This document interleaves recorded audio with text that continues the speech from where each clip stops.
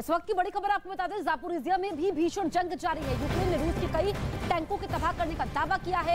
Ukraine की ओर से खुद वीडियो जारी किया गया है जिसमें 4 टैंक धुंधु कर जल रहे हैं। ये तस्वीरें आप देखिए न्यूज़ 18 इंडिया पर, जिसमें रूसी टैंक तबाह किए गए हैं। 4 इनकी संख्या बताई गई है। धुंधु कर जलते हुए टैंक दिखाई दे रहे हैं जो पूरी तरीके से बर्बाद हो चुके हैं। धुएं का गुबार इनसे निकल रहा है। ये यूक्रेन की सेना की तरफ से बड़ा दावा किया गया है। वहीं यूक्रेन से जंग के बीच रूस अपनी खतरनाक कलिब्र क्रूज मिसाइल की ताकत को और बढ़ाने की तैयारी में जुटा है। रूस की हथियार बनाने वाली एक कंपनी ने दावा किया कि मिसाइल की मारक क्षमता बढ़ाने के लिए तेजी से काम किया जा रहा है, जिसके बाद पहले से ही घातक रूस की ये क्रूज मिसाइल और भी खतरनाक हो जाएगी। पलक झपकते ही दुश्मन के ठिकाने को नेस्त नाबूद कर देने वाली कलिब्र मिसाइल की ताकत दुनिया पहले ही देख चुकी है। रूस ने यूक्रेन के साथ युद्ध में इस मिसाइल का जमकर इस्तेमाल किया। रूस की क्रूज मिसाइल कलिब्र ने यूक्रेन के कई शहरों में ऐसी तबाही मचाई कि पूरी दुनिया दहल गई। मारियोपोल, खार्किव, निकोलेव समेत राजधानी कीव की इमारतों को भी खंडहर में बदल देने के पीछे रूस का यही मारक हथियार रहा।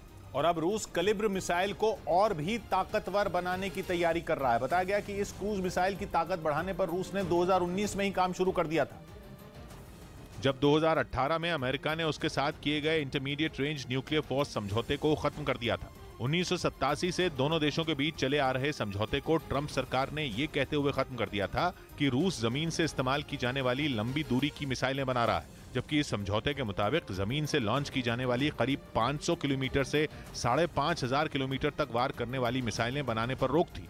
और जैसे ही ये समझौता खत्म हुआ, रूस ने कलिब्र की रेंज को बढ़ाने का काम शुरू कर दिया। खबरों के मुताबिक अब रूस की इस मिसाइल की रेंज बढ़ाकर 5,000 किलोमीटर तक की जा सकती है, जिससे उसकी मारक क्षमता और भी बढ़ जाएगी। हालांकि परमाणु हथियार ले जाने में सक्षम कलिब्र क्रूज मिसाइल पहले से ही बहुत घातक है। दुश्मन के ठिकाने को पूरी तरह धराशायी कर देने वाली इस मिसाइल की लंबाई 6 से 9 मीटर तक और वजन 1300 से 2300 किलोग्राम तक होता है, जबकि इस मिसाइल में 400 से 500 किलो विस्फोटक का इस्तेमाल हो सकता है। यही नहीं, ये मिसाइल 1500 से लेकर 2500 किलोमीटर दूर तक के टारगेट को तबाह कर सकती है। और अब इस मिसाइल की रेंज बढ़ाकर 4 से 5000 किलोमीटर करने पर काम जारी है।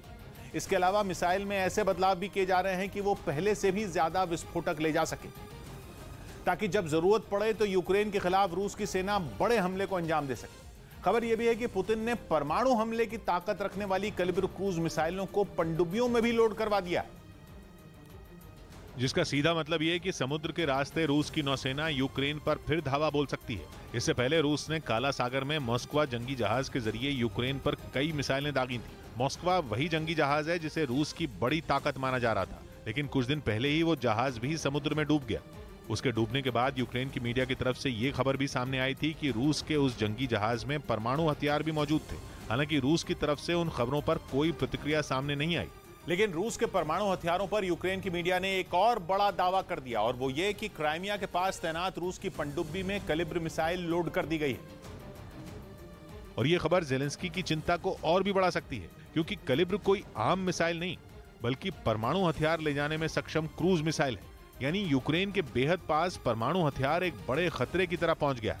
हालांकि ये मिसाइलें रूस के लिए भी बड़ी मुश्किल खड़ी कर सकती हैं, क्योंकि कलिब्र क्रूज मिसाइलें कई मौकों पर मिसफायर भी हुई हैं। पिछले साल रूस में प्रशांत महासागर के तट पर एक अभ्यास के दौरान